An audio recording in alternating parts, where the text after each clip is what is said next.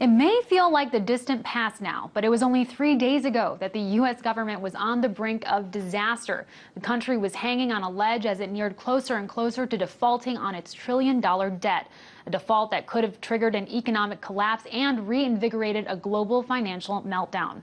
But despite the stakes being so high, lawmakers in Washington seemed more concerned about serving their political agendas, instead using the political deadlock to force each other to make tough decisions.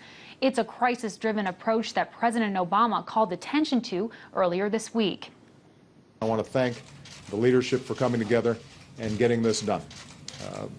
Hopefully next time it won't be in the 11th hour. One of the things that I said throughout this process is we've got to get out of the habit of governing by crisis. But it goes beyond just a poor strategy to get things done in Washington. This brinkmanship is starting to have a real effect on the economy. This according to a new study called The Cost of Crisis-Driven Fiscal Policy. The study, commissioned by the Peter G. Peterson Foundation, shows that this reliance on crisis-driven governing just since 2010 has cost the U.S. 900,000 jobs. So to talk about how this is possible and what these perpetual impasses are doing to disrupt the economy, I spoke earlier with Richard Wolff, professor of economics emeritus at the University of Massachusetts Amherst. I first asked him about the process by which political deadlock translates into a loss of so many jobs. I think the basic problem has to do with how to handle an economic system that isn't working for the majority of the American people anymore. I mean, the basic issue, the long-term issue, is that American large businesses have decided they can make more money by moving out of the United States, taking advantage of lower wages in China, in India, in Brazil, in Nigeria, all over what we used to call the third world. And basically, they've left or they are in the process of leaving. That leaves the United States with an enormous problem. There aren't enough jobs. The people who lost their jobs crowd into the job possibilities that remain, driving down the wages there. And we have a fundamental economic crisis that requires a massive response if there's any hope of getting out of it. The only agency in the United States that can deal with that problem, that has the money, that has the reach, that has the broad scope for action, is the United States government. But the fear of the business community is that if the government takes this problem under its wing and goes after it, that either they will be taxed to pay for the solution, or that the solution will involve taking power and decision-making away from big corporations and maybe even limiting their freedom to leave the country without taking care of the mess they leave behind. They're determined not to let that happen. They work through the Republican Party, but also the Democratic Party, to stymie the government, to get it into gridlock so it can't move in the directions they're fearful about. That's our problem. And Richard, people talk about Washington being more divided than ever at this point, but it seems like gridlock has always existed. Can you put this into historical context for us? Is this government more polarized than ever before? Not at all. It's only polarized around particular issues, and it can swing into action when its interests are allied with those of business. Let me give you the clearest example. In the last 4 months of 2008, our economy came this close to complete collapse.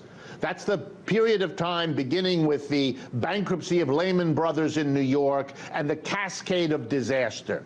In comes the Congress of the United States, Republicans and Democrats, mostly the same people who are sitting there now. And in a matter of weeks, they swung into action and they pumped trillions of dollars, with a T, trillions into the United States, in a stimulus program, in a bailout program. They brought in the Federal Reserve. Everybody worked together. There was no dispute. There was no fighting. There was no gridlock. All the trouble came later, after you bailed out the big banks, the big corporations, saved General Motors, the whole story. Suddenly, when it came time to maybe taxing the beneficiaries of all those bailouts so that the government could help the average American, then we had gridlock. Then we had fighting. No, no, no, we don't have a gridlocked Congress when it comes to helping the people who call the shots. We only have gridlock when the question is, what do you do for the people who've suffered 5 years of this crisis, still are unemployed, find their children having to borrow unquestionable amounts of money to go to school and all the rest. Then, when it comes to solving the people's problems, then we hear about gridlock and division. No, no, no. The issues go much deeper than that. And Richard, I think the scary thing is that we know that we'll be revisiting these same contentious issues in another 4 months when the debt ceiling returns. Lawmakers aren't necessarily fixing the underlying problems here, but rather they're finding temporary solutions to them. So how difficult is it to actually recover from the damage that's been done? I don't see any change in the basic contours of the U.S. economy for years into the future. And I noticed that one of the most wise commentators, Stephen Roach, used to work for many years at Morgan Stanley Bank, has said the same thing in recent days. We're not doing anything to solve this economic problem.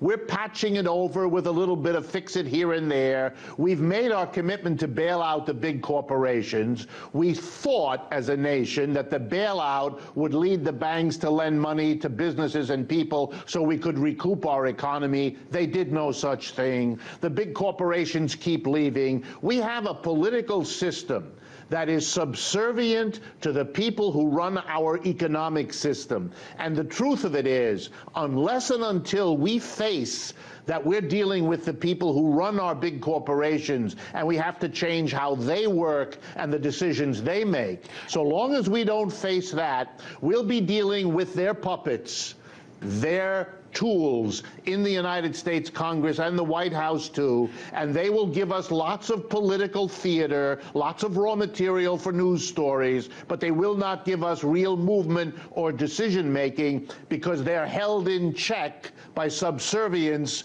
to the larger interests that control them. Sure. And speaking of corporations, in response to everything that just happened politically, one venture capitalist in Silicon Valley said this. He said, if companies shut down, the stock market would collapse. If the government shuts down, nothing happens and we all move on because it just doesn't matter.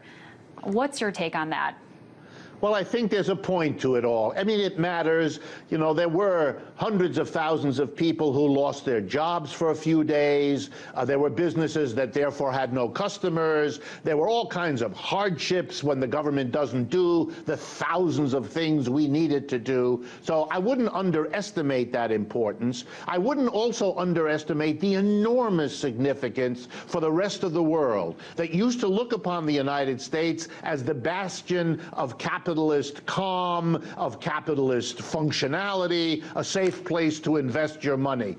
The United States is looking less and less like a society that can control itself and more like a society beginning to fall apart. The long-run effects of that are enormous. But I do agree with the Silicon Valley fellow that you quoted, that the real issue is how corporations are making decisions, since we have an economy in which we allow the tiny number of people that control the biggest corporations to make decisions we all have to live with, but which we are not allowed, either directly or through our government, to have much influence over. Absolutely. That's an untenable situation. I want to jump in there because I want to ask you a very important question, which is how do we even begin to break this vicious cycle that has really come to define this way that Washington is operating? Will it take an overhaul of our political system, our economic system, or both? I think first and foremost the focus should be on our economic system. We should stop this strange American desire to blame our economic problems on our politicians. You know, the biggest problem of the last 6 years has been unemployment. Millions and millions of people were fired from their jobs. You know who fired them? Private capitalist employers, not government officials. In the first line of criticism and anger ought to be focused focused where it belongs, on the decision makers in our corporations who decided to move out of the country, to lay off American workers, and let's go from there. We don't do that. We leap over the corporations who fire us to blame the politicians who had relatively little to do with it. That's where we got to start. And what do I mean? We have to bite the bullet. We have to face the hard reality. We allow an economic system to exist which is flagrantly undemocratic. In most corporations, a tiny handful of people, major shareholders, a dozen, the board of directors, another dozen, make all the decisions, what to produce, how to produce, where to produce, and what to do with the profits. We all, the mass of people who work in all these businesses, making this economy go, we live with the results that a tiny group of people make. Do we vote them in? No. Do we have democratic accountability for their actions? No. They do what's profitable for them. They give themselves enormous salaries, they pay themselves the dividends, they decide to move to China. We live with the results, they make the decisions. You know, we had the American Revolution not to have a King of England do that for us. And we don't need a few corporate executives, overpaid as they are, to play the role of kings in our modern time. We have to face that question now to become a nation that can rule its own destiny, just like we had to years ago vis-a-vis England. And I think until we face that, we're going to look at all of these irritating theatrics in Washington and be worried about them while the real problem goes unaddressed. Well, certainly a lot more to come, and we'll definitely have to have you back on because this is the news that doesn't stop giving. Richard Wolff, Professor Economics Emeritus at the University of Massachusetts Amherst, thank you so much for joining me. Thank you for the opportunity.